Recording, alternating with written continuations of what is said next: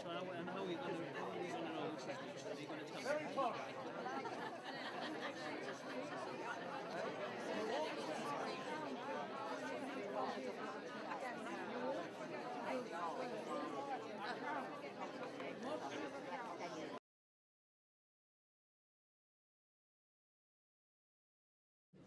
Ladies and gentlemen, welcome to this public meeting. Why this meeting was called, in response to a public demand, the Parish Council agreed to host this public meeting. We've invited ward and cabinet members to attend to answer your questions. Can I just say briefly the difference between the borough and the parish? The Parish Council is the first tier of local government. We do not set policy. The Borough Council are responsible for implementing Borough Council policies. So the initiative is the Borough Council, but the Parish Council are opposed to this parking and restrictions issue.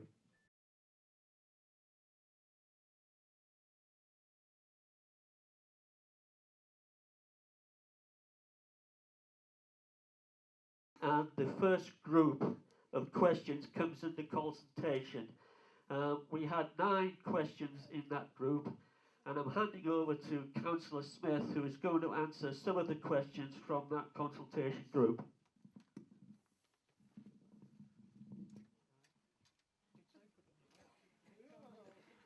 Good evening, everyone.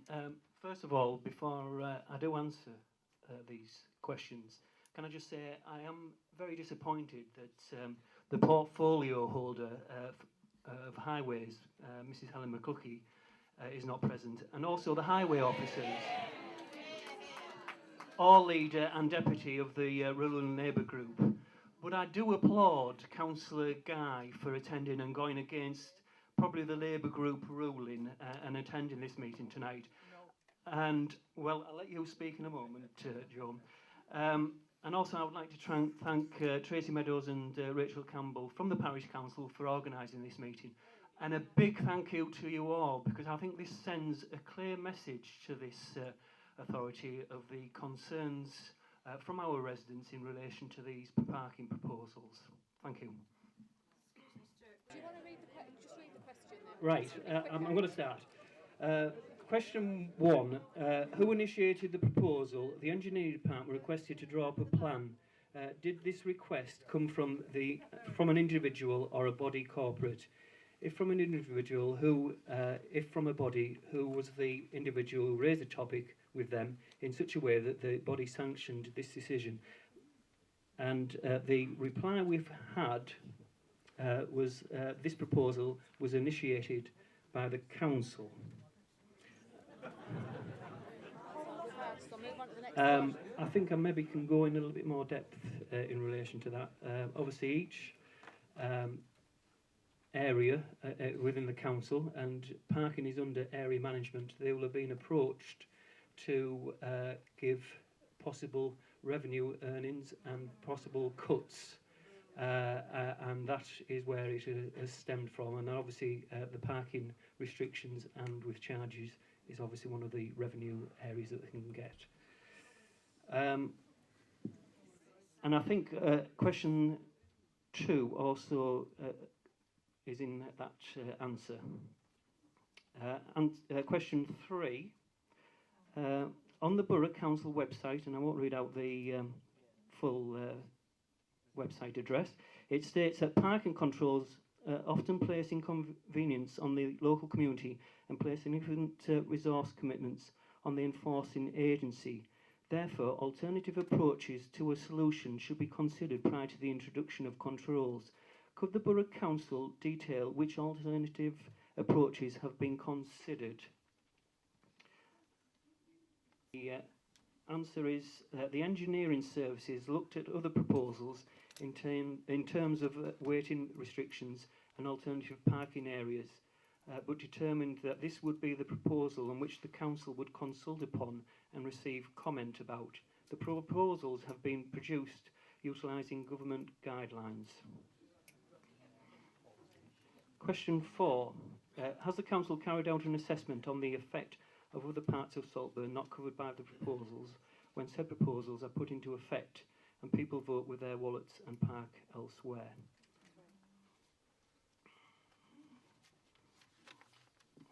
And the reply to that was, if the proposal is implemented, then monitoring in other areas will be undertaken to establish if any mitigation into unrestricted areas does occur. If this does occur, then investigations actions will be taken to address this issue for the use of ideas available at our disposal. So that means that obviously that the parking restrictions will probably push it into south of Windsor Road, up Leven Street, Albion Terrace, and then we will then have further parking restrictions imposed in that because we'll get further complaints. The next question was the same. I think that was question 5, was the same answer to the one I've just given. Question 6, what the number of complaints against the proposals are to date and what the number of communications are in support of the proposals. The Council has been in receipt of 480 methods of correspondence, of which 5 are in favour.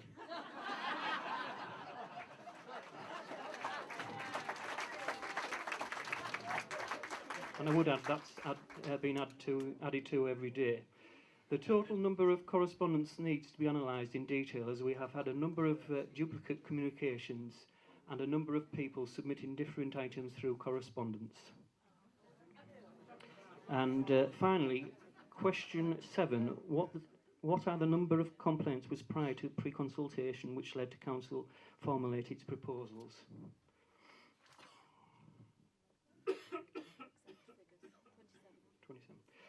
Exact figure is currently being checked out with the Council's contact centre, which receives all initial correspondence in terms of complaints with regards to parking and traffic movement. We've had no response in relation to questions 8 and 9. Thank you. Thank you, Councillor Smith.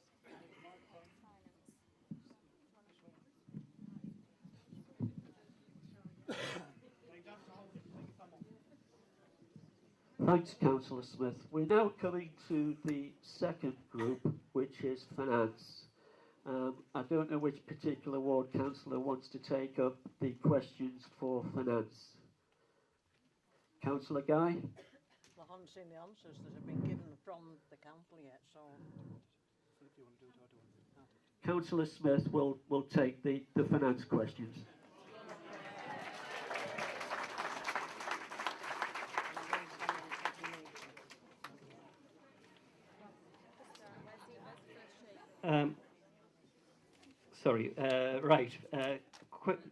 I do apologise for this, but we did get the answers at a very late hour at 4:30, so we are a little bit confused in that. So, question 1: what is the capital cost, annual running cost, and forecast annual income from penalty tickets for the Jewel Street and in brackets and other roads north of the railway line residents parking scheme area? And the answer to that was that the council does not and cannot set penalty notice targets and therefore cannot forecast an income from this. Right, we're going straight to number 4. What is the anticipated loss in business rates income due to closure? Wrecker and Cleveland Borough Council cannot answer this, as it cannot be determined if there will be any actual loss in business rates due to this proposal, as it has not been implemented as yet. However, the recent Christmas parking borough-wide concessions has demonstrated that when parking in retail areas is unrestricted, there is a risk that many motorists park and stay all day, thus limited turnover for local businesses.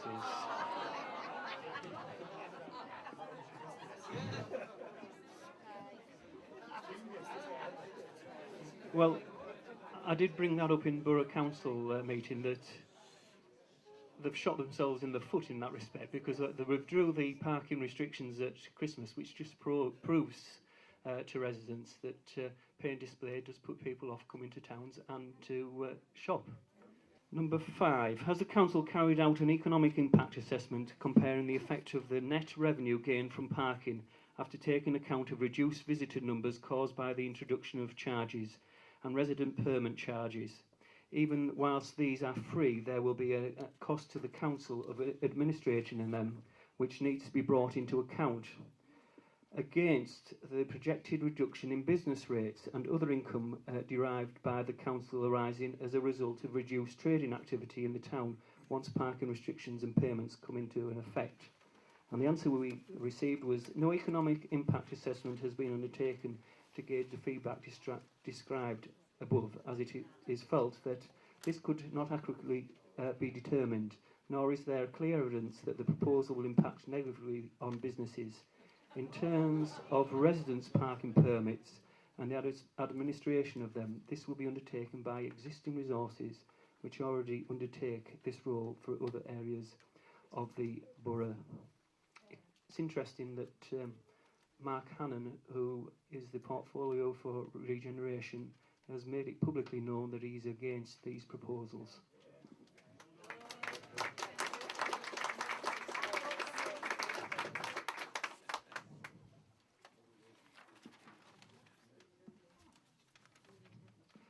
Number 11. What is the current parking bay occupancy percentage for each area and at hourly intervals between 8 AM and 6 PM Monday to Saturday? Could the question be clarified, please, i.e. which areas? If you just point out, Stuart, that we haven't had answers. We haven't had answers for 7, 8 and 9 and 10. Question 12. I've been told that due to stringent government cost cutting, councils are having to find revenue from other sources like parking. If this is the case, then it could be precipitate a major campaign in Saltburn against any kind of stealth revenue tactics by local government. Please clarify your intentions and motives for this scheme. Redcar Borough Council has been investigating the parking problems in this area for a year now, and we have submitted this proposal for comment from everyone who wishes to do so. The scheme has been produced to address concerns raised in terms of parking and traffic movement in Saltburn. As all will be quite aware, the council is under a lot of pressure to continue to deliver services with a reduced budget, and this proposal will also assist the council in addressing some of these budgetary pressures. Saltburn is an impressive tourist destination with figures showing that visitor numbers are growing annually. Through the implementation of pay and display on Marine Parade, this will allow the council to continue with frontline services which are essential to Saltburn in terms of toilet facility improvements, the cliff lift and cleansing services to ensure that the town continues to be a properly tourist destination.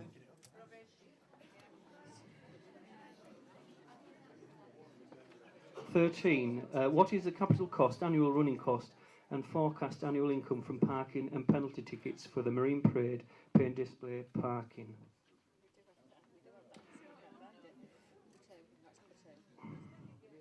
The estimated capital cost to implement this scheme is in the region of 40 to 50,000. The annual running cost for the scheme has not been fully determined but will be enforced from existing services. Although the forecast income cannot be guaranteed, it is thought that income could be in the region of 120,000 to 150,000 per annum. The council cannot predict penalty ticket sales. Yes, it does say sales.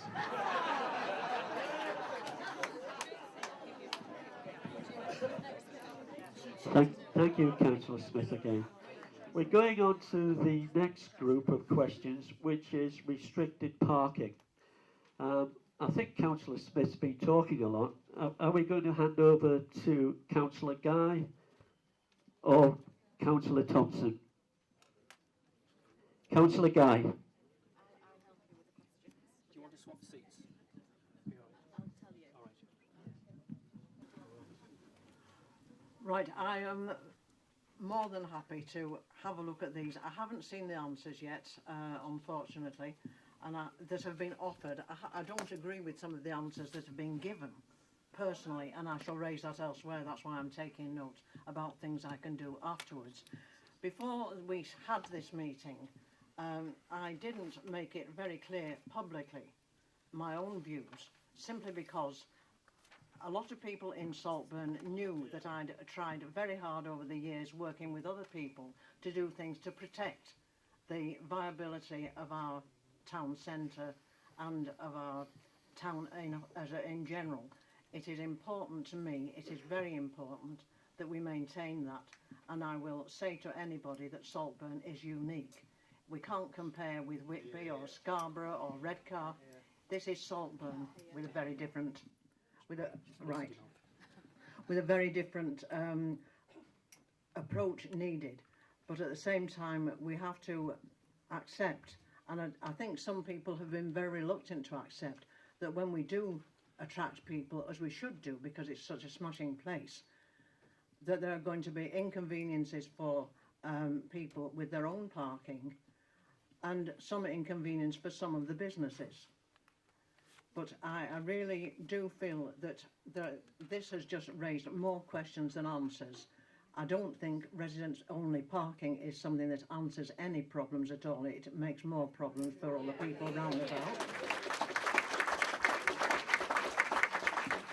And as far as paying for parking, I don't personally want to see Marine Parade a forest of parking meters and all the street furniture that has to go with it. That's my own personal view.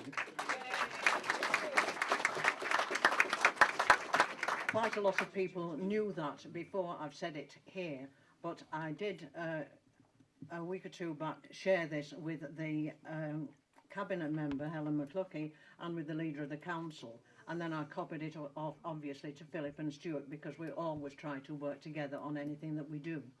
So I have to say that the answers that are being given, I just feel like standing up and arguing with them, but this isn't the place for me to argue with them. I can argue with them elsewhere, and I've come here and I mean, I didn't need to have anybody organise a public meeting to know that this is the sort of result you would get if you organised one, that the vast majority of people would say no, they don't want these changes. And the fact that 480 people, was it, and then 5 in favour, that doesn't surprise me at all. I think anybody who knows Saltburn and who's done anything to try to promote tourism and to do anything with the economy in Saltburn will know that that's what the sort of result you would get.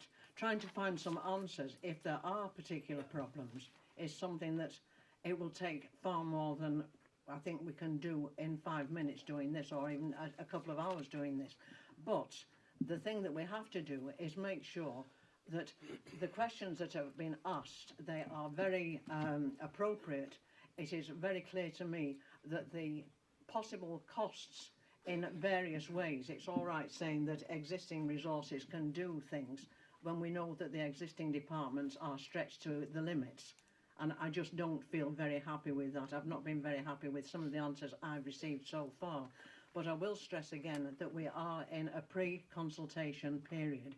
And I do hope that everybody in this room has put their thoughts in writing. Well, I don't know how many are in here, and I can't do a quick count. If there's more than 480 here, well, some of you haven't answered, have you? But that is what's needed, something in writing, either a letter or an email, to make sure that all the views are known. And then a decision, I am told, will be taken on whether or not to pursue anything at all, whether a proposal should be put forward for public consultation. But until we have this period over, I do think it's a good idea that everybody makes it very clear that we are not very happy with how this has been done or what is being done, because to me it's set one group of people against another, and it's caused a lot of ill feeling and a lot of unnecessary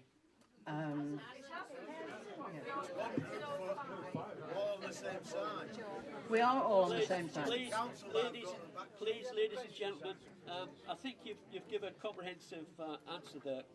Yes, I can't. I mean, the questions. We have a whole list of questions regarding restricted parking. It's going to be difficult to get through all these questions. So let's pick out one or two.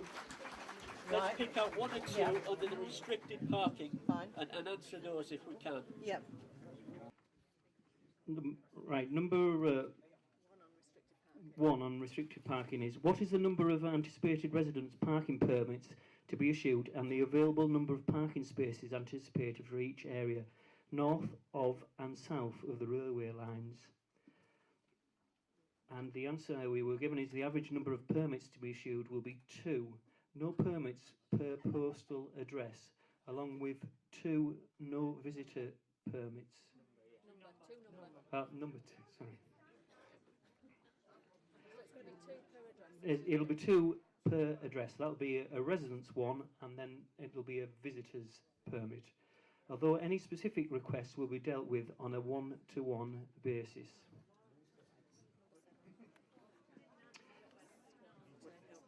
Number 2, what provision of residence and business parking permits will be made for those locations on the 2-hour limited parking areas, and where will their permits permit them to park?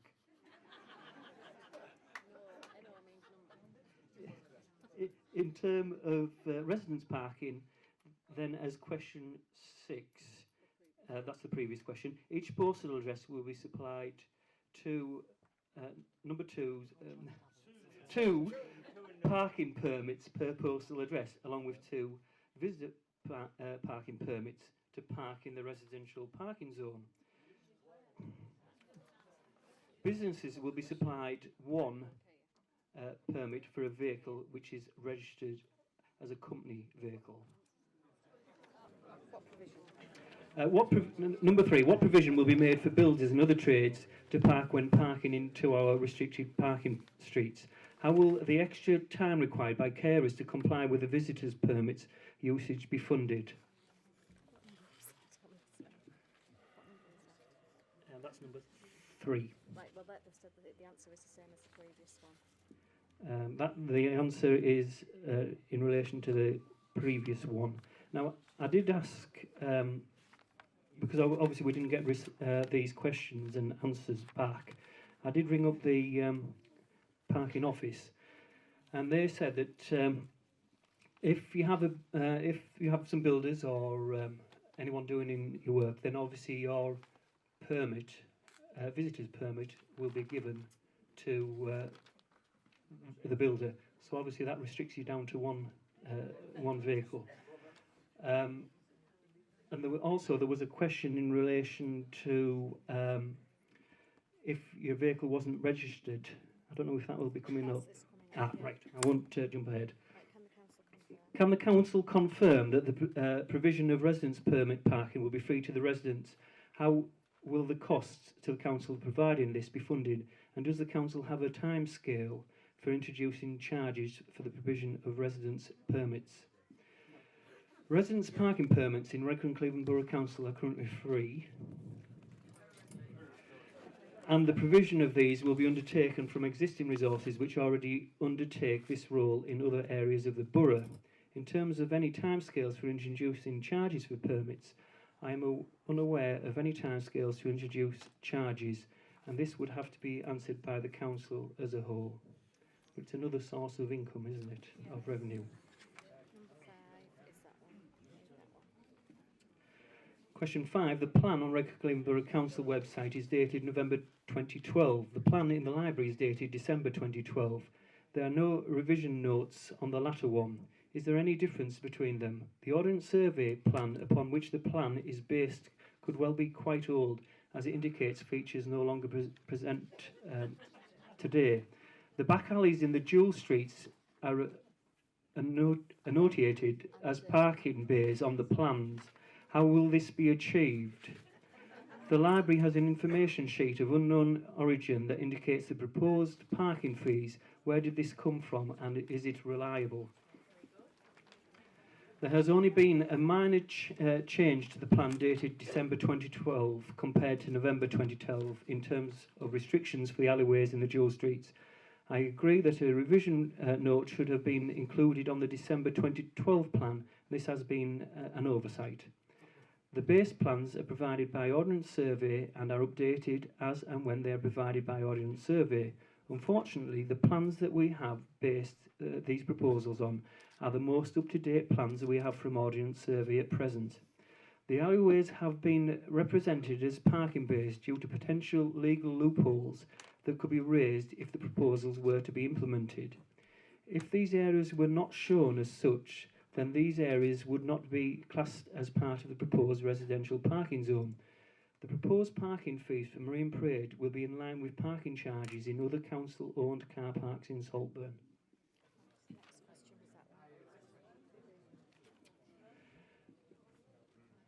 Next question, what locations within the area have been looked at and could be considered as suitable for car parking, preferably close to rail and road links, e.g. ex-railway yard, Saltburn Infant and Primary School grounds, opposite Saltburn Golf Club, south of Longbeck Station, south of Mask Station, north of Catflap Lane, Mask. And the answer given was a number of areas detailed below have been investigated to establish if they were suitable for formalised parking, and the majority of these are detailed in question 33, which I've just read out, I think. The majority of these areas have been deemed to be unsuitable or have been designated for potential different future use. We have identified Marine Parade as one area, and a further area on Saltburn Bank adjacent to the pumping station is a location which Redcar Cleveland Borough Council will begin construction to create a new car park early in 2013. Redcar Cleveland Borough Council are continuing to investigate areas to establish a bus coach parking area in Saltburn. Will residents be exempt from time limits and charges on Dundas Street? Well, that at the moment is proposed to be a 2-hour waiting time, and unfortunately, no, you'll be under the same restrictions for those proposals. You will have 2 hours, go out, and then move your car again just down the road. Thank you, Councillor Smith. We're now going on to the group of transport questions. We have 5 questions in this group under transport. What locations within the area have been looked at and could be considered as suitable for car parking? I think the answer that was given here is illustrative of the attitude that we see percolating through most of the other answers, and the clear lack of research that's been undertaken. There are clearly requirements for extra car parking in Saltburn. And I've been asking various groups if they can identify any potential, even if it's 2 places. I'm currently in discussions with Network Rail to see if they can use some of their land resources to free up some parking areas. We have been asking Redcar and Cleveland now for 3 years to make much better use of Hob Hill car park, where buses could be directed to during the summer, and as we know, coaches visiting the town take up 4 car parking spaces. So if these buses were gently directed up to that car park owned by the Borough Council, then its use could clearly be made better off. Similarly, there are something like 80 spaces at the school, which during school holidays could be used for public car parks. We've asked for tenders to be put out for park and ride, so that people could provide park and ride facilities during events and peak holiday periods. So that's just one example, I feel, Mr. Chairman, where insufficient research has been done, is been doing, and is not programmed to be done, that we all know should be being done.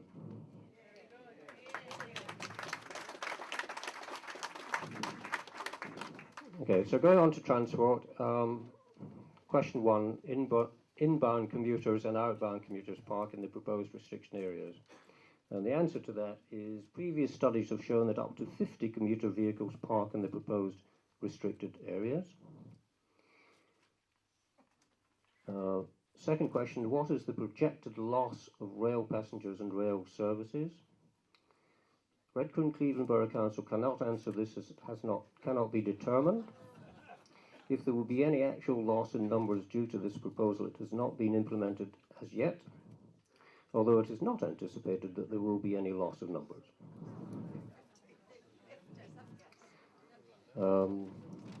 Question 3, I won't read it all because we've all got copies hopefully, and this relates to one of the stated traffic management problems, and the answer to that is the Council has not undertaken any such assessment, as the proposal has not been proposed to stop commuters parking in Saltburn. The proposal has indicated where commuters can formally park, although at a cost. It will be up to the commuter if he or she feels that it is more resourceful to commute via car to the destination or park and travel via alternative methods.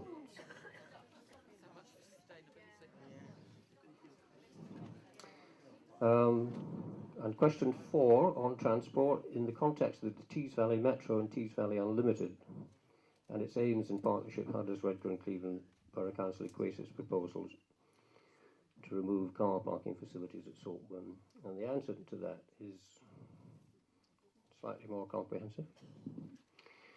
Redcar and Cleveland Borough Council has not submitted plans to remove parking. Instead, we are proposing to formalise parking on Marine Parade through the installation of pay and display parking, which will increase parking numbers to 189 spaces. Do you want me to read that again? We have also proposed to implement limited waiting in Milton Street and Dundas Street to increase footfall turnover to assist the businesses in Saltburn.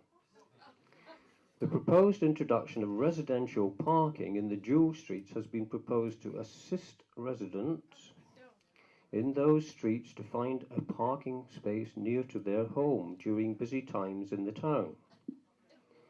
What they don't seem to realise is that busy times in the town are actually during the day when most of these residents have gone away to work. These proposals do not affect the plans and funding streams associated with Tees Valley Metro and Tees Valley United. And we don't have an answer to number 5.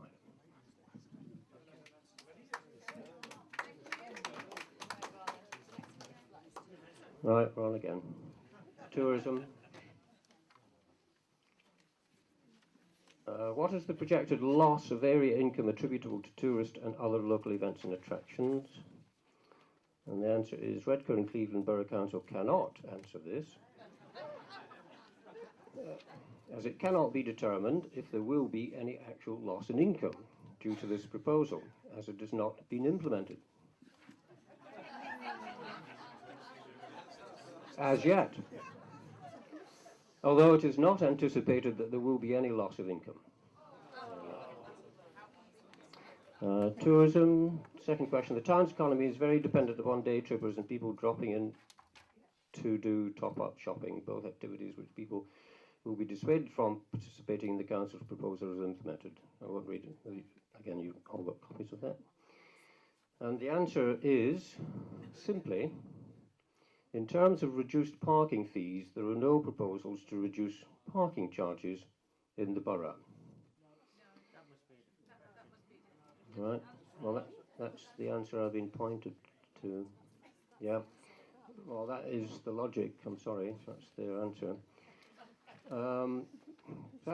Perhaps I could answer the question.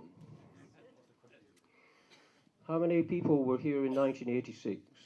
Put your hand up. Okay, now if you've got good memories, you might remember that in 1986, 25% of the shops in Milton Street were empty. So what did we do about it? We decided that we would try and attract business to the town, and a Victorian week was established. How many visitors came to the town? Where did they park?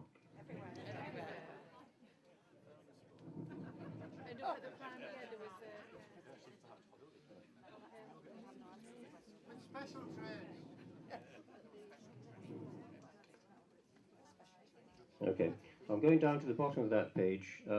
This is another question, and Mrs. McLuckley has stated. So it's a statement by Councillor McLuckley, and the answer to this statement is as follows. Through the introduction of formalised parking, we have established that we will increase the amount of parking spaces available on Marine Parade to allow people to park.